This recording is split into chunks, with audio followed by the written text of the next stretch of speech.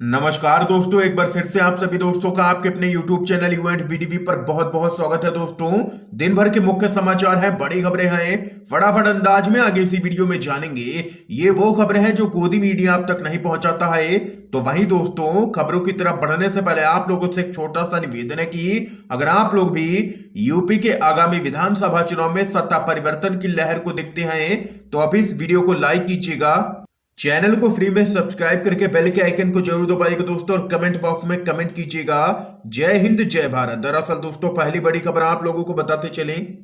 5 राज्यों के विधानसभा चुनाव टालने को लेकर के चुनाव आयोग ने बुलाई है आपात मीटिंग। केंद्रीय स्वास्थ्य सचिव से मीटिंग के बाद चुनाव आयोग ले सकता है बड़ा फैसला। आप लोगों को बताते चलें, चुनाव आयोग और केंद्रीय स्वास्थ्य सचिव की 27 दिसंबर को एक बड़ी बैठक होने की उम्मीद है। सूत्रों ने यह जानकारी दी है। इस बैठक में कोरोना के नए वेरिएंट ओमाइक्रॉन के बढ़ रहे मामलों को देखते हुए उत्तर प्रदेश, उत्तराखंड, पंजाब और गोवा में अगले साल होने वाले विधानसभा चुनावों को स्थगित करने की संभावना पर चर्चा की जाएगी। और वहीं से पहले कोरोना वायरस और ओमाइक्रॉन के बढ़ते हुए केसों को देखते हुए इलाहाबाद हाई कोर्ट ने प्रधानमंत्री नरेंद्र मोदी से अपील की है कि यूपी में रैलियों पर पूर्ण तरीके से रोक लगनी चाहिए। इसके साथ ही हाई कोर्ट ने कहा है कि सरकार को यूपी विधानसभा चुनाव को भी कुछ समय के लिए यहां पर टालने पर विचार करना चाहिए। ये यहां पर दोस्तों बड़ी खबर सामने निकल के आई है। आप लोगों की क्या कुछ राय है? क्या आगामी 5 राज्यों के विधानसभा चुनाव के लिए कुछ समय के लिए टाल देना चाहिए या नहीं? आप लोगों की क्या कुछ राय है, जरूर बता सकते हैं कमेंट बॉक्स में अपनी राय। अगली बड़ी खबर बताते चले आप लोगों को। साधुओं ने की है हिंदू राष्ट्र के लिए मुस्लिमों को मारने की अपील। पूर्व सेना प्रमुखों ने पूछा, हमारे जवान खतरा झेल रहे हैं और हम खूनी खेल खेलेंगे क्या? आप लोगों को बताते चले, हरिद्वार में एक आश्रम में धर्म संसद के नाम पर यति नरसिंहानंद के द्वारा 17 से 19 दिसंबर को एक महासभा आयोजित की गई थी। यह महासभा अब विवादों में आ चुकी है। आपको बता दें कि इसमें मुसलमानों को मारने की बात की गई। कई लोगों के द्वारा इससे जुड़ा एक वीडियो भी सोशल मीडिया पर वायरल हो चुका है। और वहीं वीडियो वायरल होने के बाद इस मामले में वसीम रिजवी समेत कई लोगों पर उत्तराखंड की पुलिस ने एफआईआर दर्ज कर ली है। आप लोगों को दोस्तों बताते चले, इस महासभा में वसीम रिजवी के अलावा बीजेपी के नेता अश्विनी उपाध्याय समेत कई लोग मौजूद थे। और वहीं विवादित बयानों से भरे इस धर्म संसद में दिए गए बयानों को लेकर के पूर्व सशस्त्र बलों के प्रमुखों सहित कई दिग्गजों ने आलोचना की है। लोगों ने सरकार से इस पर तुरंत कार्रवाई करने की मांग की है। इसके साथ ही एक और बड़ी खबर बताते चलें। छत्तीसगढ़ के स्थानीय निकाय चुनाव में कांग्रेस पार्टी की बम्पर जीत, बीजेपी का हुआ है सुपड़ा साफ। आप लोगों को दोस्तों बताते चलें, छत्तीसगढ़ के 15 नगरीय निकायों के लिए हुए चुनाव में कांग्रेस पार्टी ने बम्पर जीत दर्ज की है। मतगणना में ताजा खबर मिलने तक कांग्रेस ने 15 में से 12 निकायों पर जीत हासिल कर ली है। नगर पंचायत में बीजेपी का सुपड़ा पूरी तरीके से साफ हो गया है। छत्तीसगढ़ के मुख्यमंत्री भूपेश बघेल ने सभी विजयी उम्मीदवारों को यहां पर बधाई दी है। ये यहां पर दोस्तों जबरदस्त झटका लगा है भाजपा को इस चुनाव में। एक और बड़ी खबर आप लोगों को बताते चलें। तेज प्रताप यादव ने जीतन मांझी को दिया है ऑफर। बोले, तेजस्वी यादव के साथ मिलकर के बनाइए सरकार, जेडीयू और बीजेपी में सब कुछ ठीक नहीं है। आप लोगों को बताते चलें, लालू प्रसाद यादव के बड़े बेटे और हसनपुर से आरजेडी के विधायक तेज प्रताप यादव ने जीतन मांझी को एनडीए छोड़ करके तेजस्वी यादव का समर्थन करने का यहां पर ऑफर दिया है। तेज प्रताप यादव ने यहां पर हिंदुस्तानी आवाम मोर्चा के अध्यक्ष जीतन राम मांझी को सलाह दी है। उन्होंने कहा है कि जनता दल यूनाइटेड और बीजेपी में बन नहीं रही है, पहले वाली बात अब नहीं रह गई है, डबल इंजन धीरे धीरे खत्म हो जाएगा। मांझी को लेकर के तेज प्रताप यादव ने कहा है कि मांझी से बातचीत होती रहती है।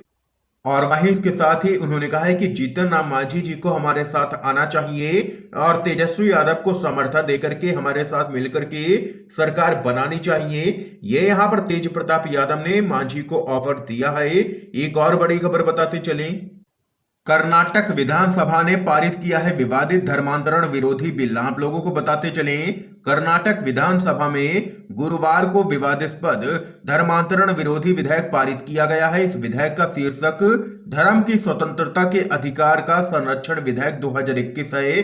धर्मांतरण विरोधी विधेयक में सामूहिक धर्मांतरण में शामिल लोगों को जेल भेजने का प्रावधान है।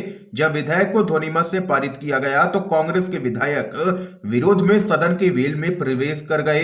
इस बिल का कांग्रेस के साथ साथ ईसाई समुदाय के नेताओं ने भी जबरदस्त यहां पर विरोध किया था। और वहीं विधेयक पेश होने के बाद कर्नाटक के पूर्व मुख्यमंत्री सिद्धारमैया ने बिल को आरएसएस का एजेंडा बताया है, लेकिन यहां पर बहुमत के चलते बीजेपी ने इस बिल को पारित करवा लिया। इसके साथ ही एक और बड़ी खबर आप लोगों को बताते चलें। साल भर में गरीबों की संख्या हुई है दोगुनी, 6 करोड़ नए गरीब जुड़े हैं। मोदी राज में सिर्फ अंबानी अडानी की ही तरक्की हो रही है। आप लोगों को बताते चले देश में करोड़ों लोग सामाजिक और आर्थिक असमानता का शिकार हैं। पीएम मोदी के न्यू इंडिया में तो बीते कुछ सालों से गैर बराबरी बेतहाशा बढ़ी है। प्यू रिसर्च सेंटर ने अपनी रिपोर्ट में बताया है कि पिछले एक साल में भारत में गरीबों की संख्या दोगुनी हो गई है। रिपोर्ट के अनुसार एक दिन में 150 रुपए भी ना कमा पाने वाले लोगों की संख्या बहुत तेजी से बढ़ी है। देश में 6 करोड़ लोग एक साल के अंदर ही श्रेणी में आ गए हैं। अब देश में गरीबों की संख्या 13.4 करोड़ हो गई है। और वहीं खबर के मुताबिक भारत में 1974 के बाद पहली बार ना सिर्फ गरीबों की संख्या बढ़ी है, बल्कि 45 सालों के बाद फिर से मास पॉवर्टी वाला देश बन गया है। ये आंकड़े तब और चिंता का विषय बन जाते हैं जब अडानी और अंबानी जैसे उद्योगपतियों की संपत्ति में दिन पर दिन बेतहाशा बढ़ोतरी की खबरें आती रहती हैं। ये है दोस्तों मोदी का न्यू इंडिया।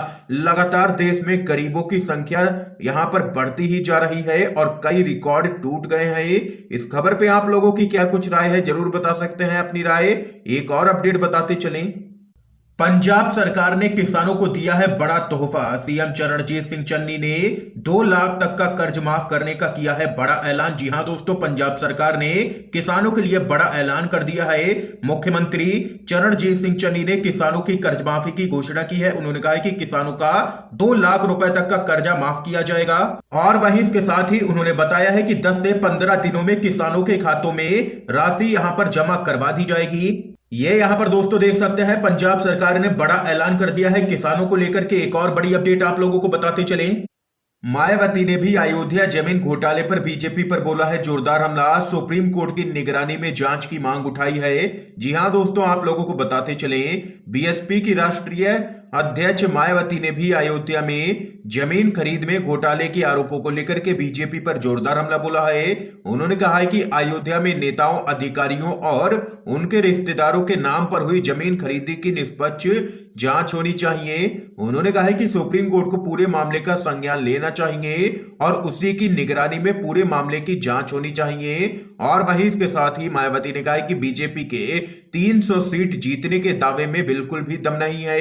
यदि ऐसा होता तो चुनावी दौरे में इतनी लुभावनी घोषणा की जरूरत ही नहीं पड़ती, छात्रों को लालच देने की जरूरत नहीं पड़ती।